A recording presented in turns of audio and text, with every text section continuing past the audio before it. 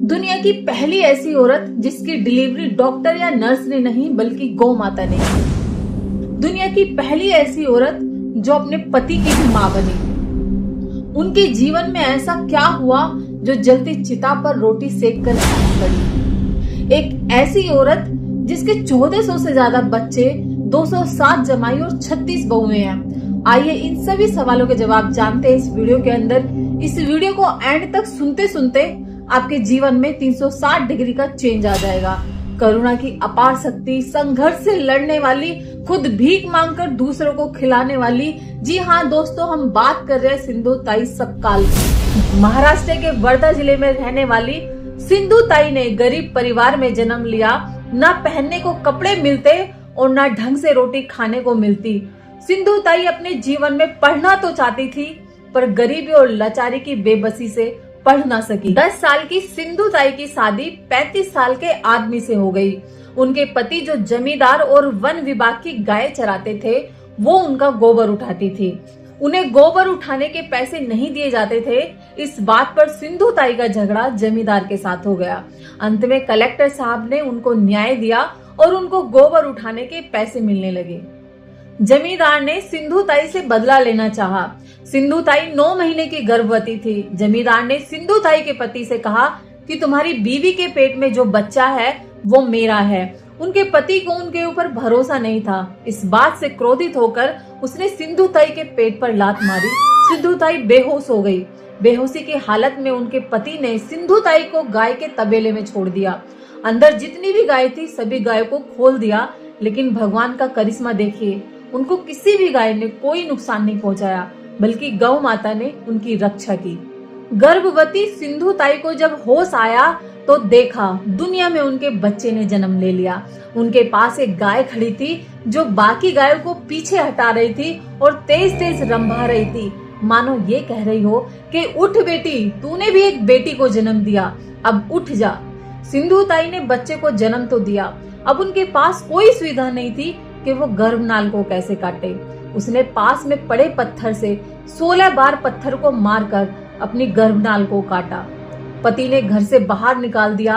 माँ बाप का कोई सहारा नहीं। अब जीवन के थपेड़े खाकर हार थक कर सिंधु ताई ने सोचा अब आत्महत्या करने के अलावा मेरे पास कोई रास्ता नहीं है।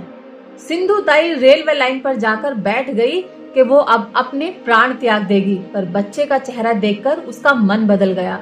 मानो बच्चा ये कह रहा हो कि जब माँ मुझे मारना ही था तो मुझे जन्म क्यों दिया।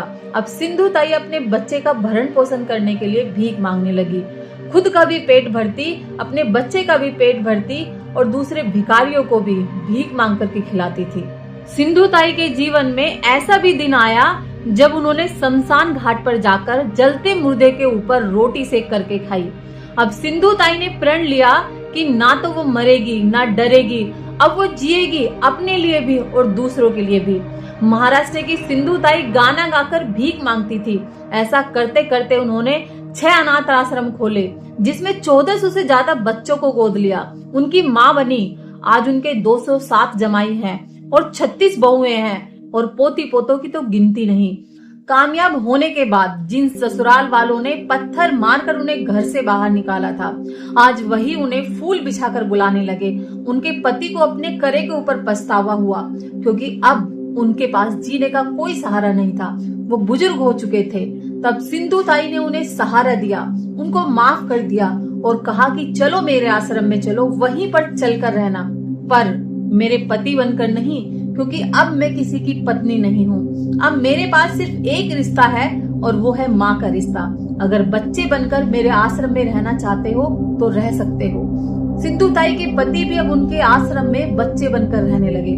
सिंधु ताई को सैकड़ों अवार्ड से सम्मानित किया गया। आज सिंधु ताई के ऊपर मूवी भी बन चुकी है। केबीसी में भी सिंधु ताई को इनवाइट किया गया, जहाँ पर खुद अमिताभ बच्चन ने उनके पैर छूकर उनको सम्मानित किया। 4 जनवरी 2022 को सिंधु ताई ने इस दुनिया को अलविदा कह दिया।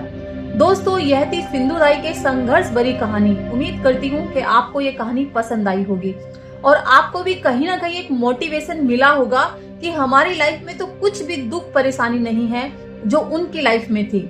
उसके बाद भी उन्होंने कभी हार नहीं मानी, इतिहास रच दिया। तो दोस्तों, अगर थोड़ी सी भी वीडियो आपको पसंद आई है तो लाइक, शेयर, सब्सक्राइब, कमेंट्स जरूर करना। मिलते हैं किसी नेक्स्ट पावरफुल मोटिवेशनल वीडियो के साथ में। तब तक के लिए अपना ख्याल रखना। जय हिंद, जय भारत।